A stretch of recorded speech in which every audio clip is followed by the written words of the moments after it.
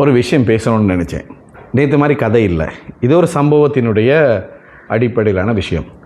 விமல் வீரவங்ச வந்து நேற்றைய தினம் தலங்கம போலீஸுக்கு வரவழைக்கப்பட்டு கைது செய்யப்பட்டு கடூர நீதிமன்றத்துக்கு அழைத்து செல்லப்பட்டு பிணை வழங்கப்பட்டது. எதற்காக இந்த கைது? அதாவது போர் வெற்றி நாள் கொண்டாட்டங்களின் போது அந்த தினத்தில் இவர் அந்த நினைவிடத்துக்கு போய் பூ வைத்து அஞ்சலி செலுத்த போனார். அப்போது மாலை நேரத்தில் ஜனாதிபதி அங்கே வரப்போகிறார், அதனால் இப்போதைக்கு எங்களுக்கு அனுமதிக்க முடியாது, அதற்கான வேலைகள் அங்கே நடந்து கொண்டிருக்கு அப்படின்னு சொல்லி பாதுகாப்பு தரவினர் அவரை தடுத்தாங்க. இவர் அந்த தடுத்த எல்லாத்தையும் தள்ளி விட்டுட்டு ஓடி விழுந்து ஒரு படம் காட்டினார். நல்ல ஈஸ்மன் கலர்லேருந்து ஃபுல் டிஜிட்டல் லெவலில் அந்த படம் இருந்தது. அதுக்கு பிறகு தான் அவருக்கு இந்த அழைப்பு விடுக்கப்பட்டது. அதுவும் பார்த்திங்கன்னா அவரை வர சொன்னது வந்து சனிக்கிழமை, போலீஸுக்கு சனிக்கிழமை தான் வர சொல்லியிருந்தாங்க. ஆனால் அவர் என்ன செய்தார்னு சொன்னால் திங்கக்கிழமை தான் வரேன் அப்படின்னு சொல்லியிருக்காரு. சனிக்கிழமை முடியாதுன்னு சொல்லி. அப்போ அவர் திங்கக்கிழமை வரும்போது அவர்கிட்ட பத்திரிகையாளர் கேட்குறாங்க, உங்களை சனிக்கிழமை தானே வர சொன்னாங்க, நீங்கள் ஏன் திங்கக்கிழமை வந்தீங்க அப்படின்னு. அப்போ அவர் சொன்னால் நான் சனிக்கிழமை தான் திங்கக்கிழமையாக மாற்றிக்கொண்டேன், ஏன்னா சனிக்கிழமை கோர்ட்டு மூடி தானே, நீதிமன்றத்துக்கு விடுமுறை தானே, அப்போ அரெஸ்ட் பண்ணாலும் பிணை எடுக்க முடியாது. அப்போ இவங்களெல்லாம் அரசாங்கத்துக்கு பயந்துக்கிட்டு இருக்காங்கன்னு சொல்லி யாரும் நினைக்க முடியாது. அவங்களுக்கு தெரியுது என்ன செய்தால் எப்படி செய்தால் இதில் விடுபடலான்னு சொல்லி.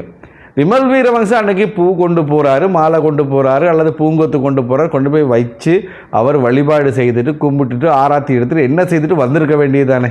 அதுக்கு இடம் கொடுத்துருக்கலாம் தானே, ஒரு 2 நிமிஷம் வேலை.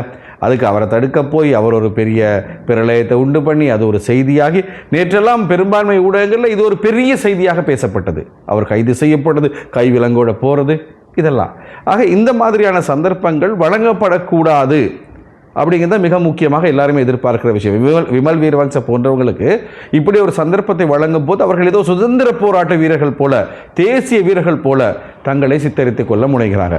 விமல் வீரவங்ச அப்படின்னு சொன்னாலே எல்லாருக்கும் தெரியும், இவர் தமிழ் பேசும் மக்களுக்கு முற்று முழுதுமாக எதிரானவர். ஆரம்பத்தில் தமிழ் மக்களுக்கு மட்டும்தான், ஆனால் அதுக்கப்புறம் இந்த ஈஸ்டர் கூட்டு தாக்குதல் இந்த மாதிரியான சம்பவங்கள் நடந்த போது அவங்க பேசின பேச்செல்லாம் பார்க்கும்போது இஸ்லாமியர்களுக்கும் முஸ்லீம்களுக்கும் எதிரானவர் அப்படிங்கிறது எல்லாத்துக்கும் நல்லா திட்ட தெளிவாக தெரிஞ்சிருக்கும். இப்படிப்பட்ட விமல் வீரவங்சவுக்கு ஒரு காலத்தில், அதாவது 2020ஆம் ஆண்டு தேர்தல், 2020ஆம் ஆண்டு பொது தேர்தலின் போது கொழும்புல தமிழ் மக்கள் ஆதரவளிக்க வேண்டும் அப்படிங்கிற ஒரு கோரிக்கை முன்வைக்கப்பட்டது உங்களுக்கு தெரியுமா? சில பேருக்கு இந்த வரலாறுகள் மறந்து போகுது, அதனால் ஞாபகப்படுத்த வேண்டும். கொழும்பில் இருக்கக்கூடிய ஒரு 5 நட்சத்திர ஹோட்டலில் கொழும்பில் இருக்கக்கூடிய வர்த்தக பெருமக்கள் கூடி விமல் வீரவங்சவுக்கு ஆதரவாக கூட்டம் நடத்தினாங்க.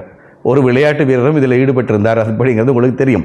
அது மாத்திரமில்லை, எனக்கு வந்த தகவல்களின் அடிப்படையில் பல வர்த்தகர்கள் பல மில்லியன் ரூபாவை விமல் வீரவங்சவுக்கு தேர்தல் நிதியாக கூட வழங்கியிருந்தாங்க. திரள் நிதி இல்லை, தேர்தல் நிதியாக அன்பளிப்பாக நன்கொடையாக வழங்கியிருந்தாங்க. அப்போ எப்படி இவங்க தமிழ் மக்களுடைய எண்ணத்தை பிரதிபலிக்கக்கூடிய வர்த்தக சமூகமாக இருப்பாங்க? எனக்கு அது பிரச்சனை இல்லை. இருந்தாலும் அந்த கூட்டம் வச்சவங்க, அந்த கூட்டத்தில் இருந்தவங்க, கூட்டத்தில் பேசப்பட்ட விடயங்கள் இன்றைக்கும் படங்களாக வீடியோக்களாக இருக்குது. யார் யார் காசு கொடுத்தாங்க விமல் வீரவங்சக்கு அப்படிங்கிற லிஸ்ட் கூட இருக்குது. எந்த கம்பெனி, என்ன பிராண்டு, இதெல்லாமே இருக்குது. ஒரு காலம் வரட்டும், தேவைப்பட்ட அதையும் நாங்கள் பேச வேண்டி வரும். கேட்டுக்கொண்டே இருங்க தொடர்ந்து.